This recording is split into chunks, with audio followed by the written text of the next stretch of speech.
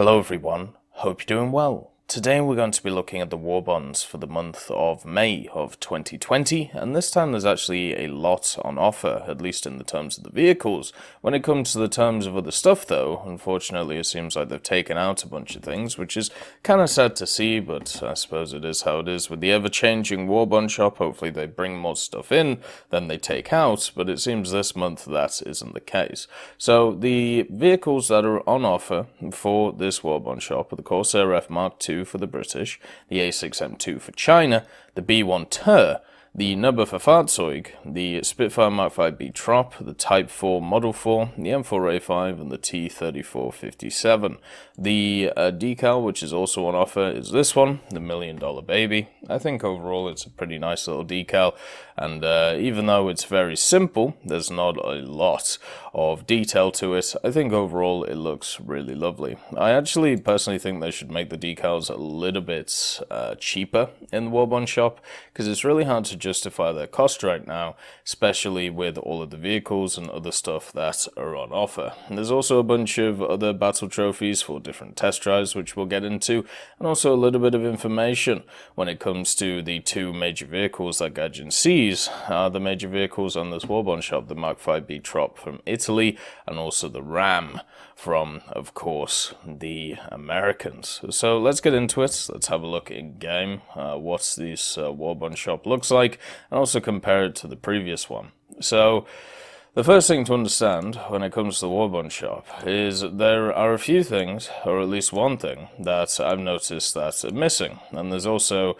something else that is missing, but I'm just kind of blind. So one of the things about this Warbond shop is the fact that the last month had these helmets, and the helmets were actually pretty nice. That was something I was personally going for, just to try and get the whole collection, because I don't really go for the vehicles that often, since I can just, buy them with the GE that I have. So instead, it was kind of nice to get some extra stuff, whether it be, the zodiac signs, whether it be the helmets, and unfortunately, those have all gone again.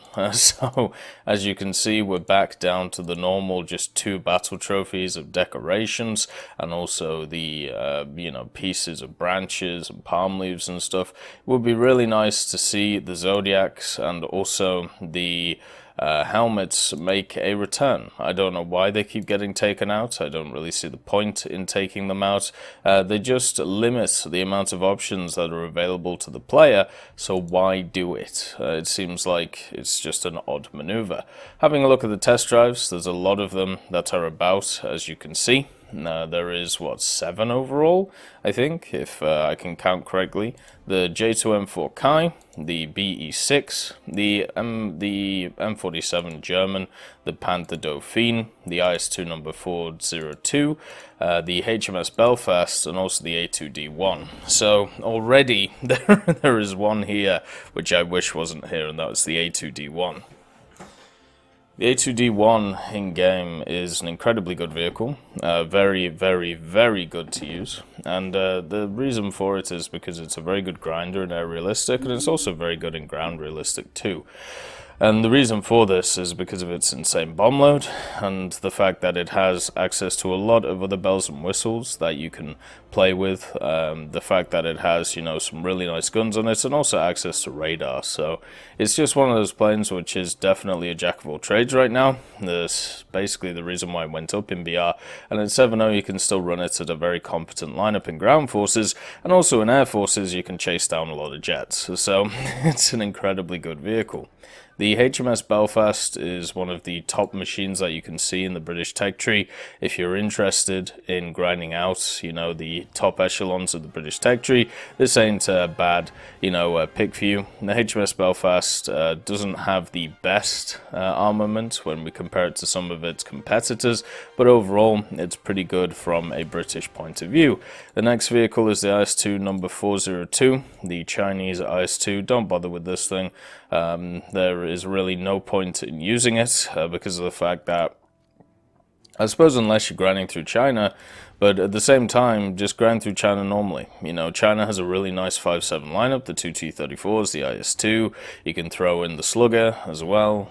You can even throw in the M42 if you want to up-tier yourself.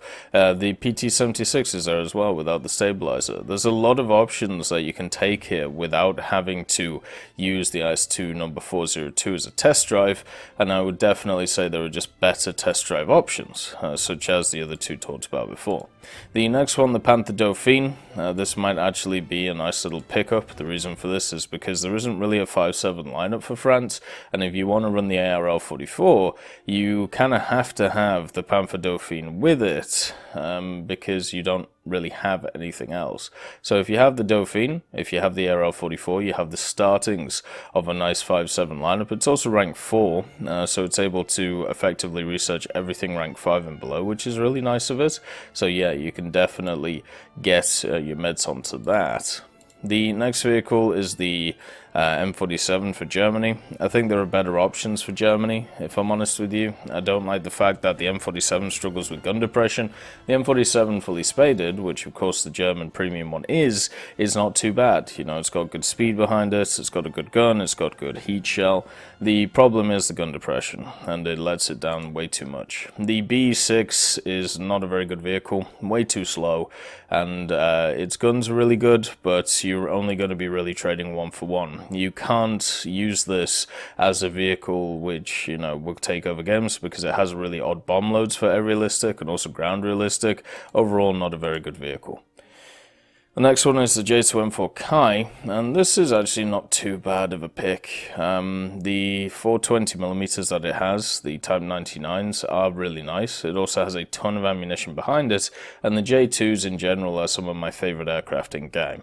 A lot of power from the engine, lots of climb rate, lots of maneuverability. They're very much a jack of all trades vehicle, which I would definitely say is pretty good. So yeah, I think a rank 4 as well, it's not a bad pickup. So from the test drives, if we just go over them, the best one is probably the A2D for grinding.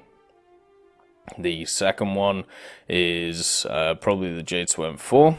Then we have the Panther Delphine, then the Belfast, then it's probably the M47, followed by the IS-2, and then in last place the good old B6, because it's slow as all hell. So let's have a look at some of the other stuff, such as the vehicles that are on offer as premium vehicles that you can get for free through the Warbond shop. So we have the T-3457, M4A5, Type 4 Model 4, I don't know why this is here, Spitfire, the Nb.Fz, the B1 Ter, and the A6M2 and the Corsair. I just want to check, do I actually have... Did I ever actually buy it? No. Okay, let's just pick it up. I think I was waiting for a sale, but I should actually have it just to try and have a bit of fun in it, because it is quite an interesting vehicle. So let's talk about what we have here. The Warbond shop this month offers a lot of really nice vehicles. There isn't really any here which I would say are bad vehicles. Now, there are some which are more useful than others, or more efficient than others, but just across the board, each vehicle is pretty nice. So, they're starting off with the T-3457. T-3457 is a 4.3 Soviet vehicle, and what you'll find at 4.3 is there's a really strong lineup. You know, you got the ZIS-5, you got the normal T-3457, you can bring along the KV-2 if you feel like it, the Su-57 as a light vehicle. You also have a tank destroyer in the form of the Su-85. You have this really, really nice lineup, which is backed up by the Yak-9T in the Air Forces, and also the Yak-3.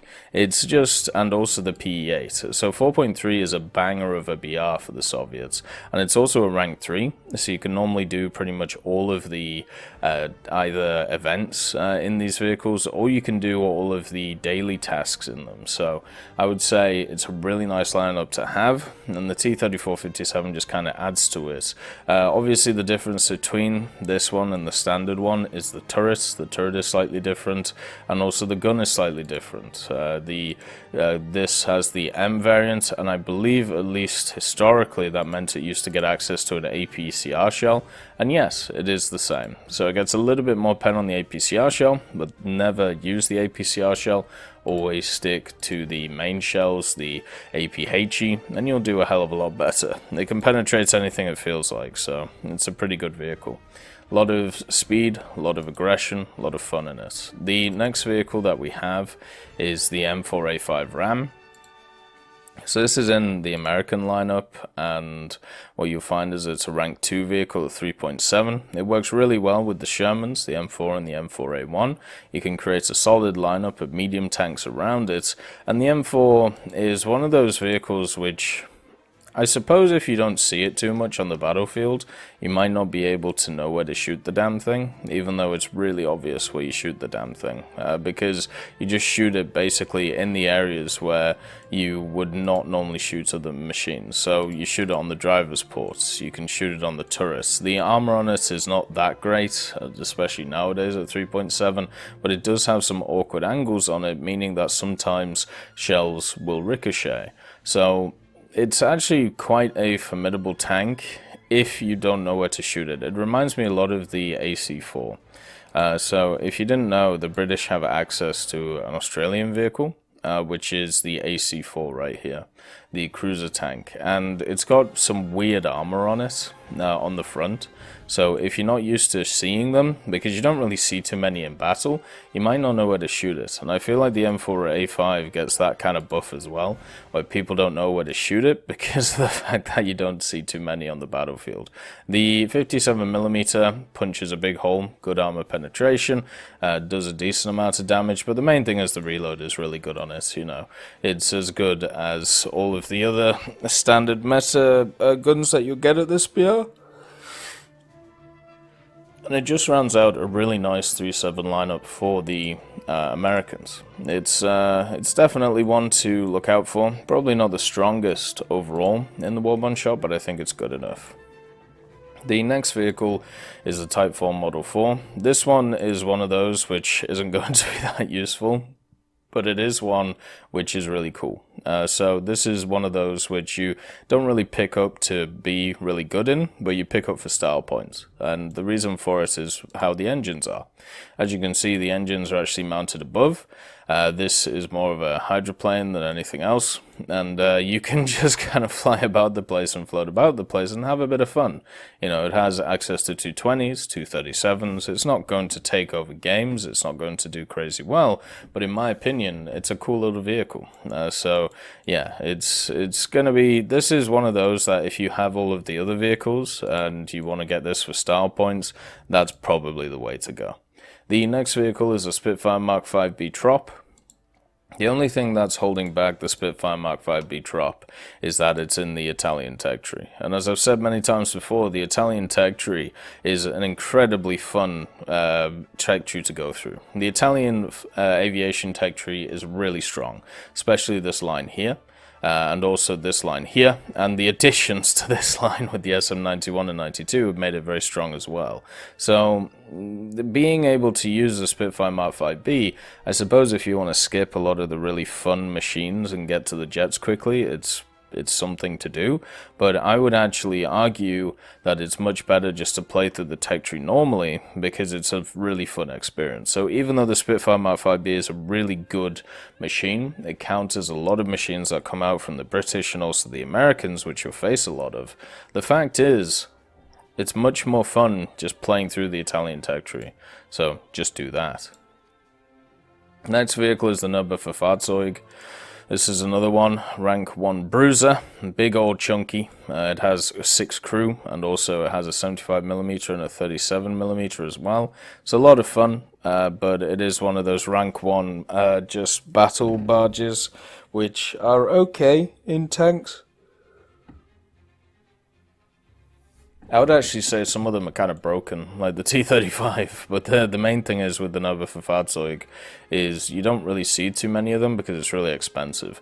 And also at rank 1, it isn't too great at grinding. So even though it's a nice novelty to have, if we're talking about generally its use isn't very high. The B1 Ter, though, is a different story. Since the B1 Ters are rank 2, Means that it's efficient at grinding rank 3 and below, and also it's got ridiculous armor on it. The B1 Ter at 2.3 also got a massive buff lineup wise when they added the Crusader, and they also added the M3A3 to the French. So now the B1 Ter just has this insane lineup around it, and it also has this insane gun because they decided to reduce its reload rate of its 47 as well.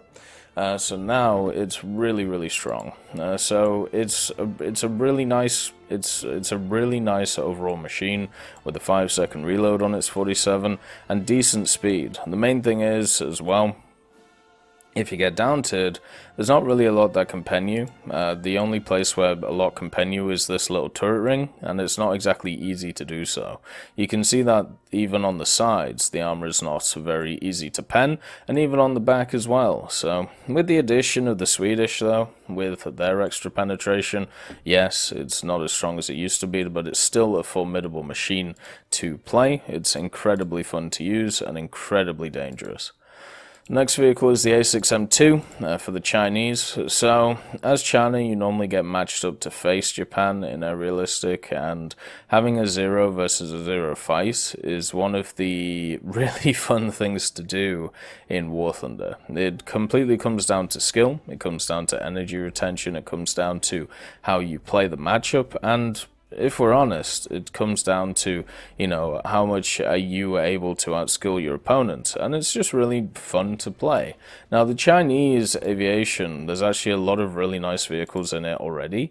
So the A6M2 does add to it as one of those fun vehicles at rank 3. Also means you can easily grind through pretty much all of the World War II stuff if you want to with it. But there already is, plenty of machines in the aviation tree, which I would say to go and get, which would be a little bit more beneficial for you to use.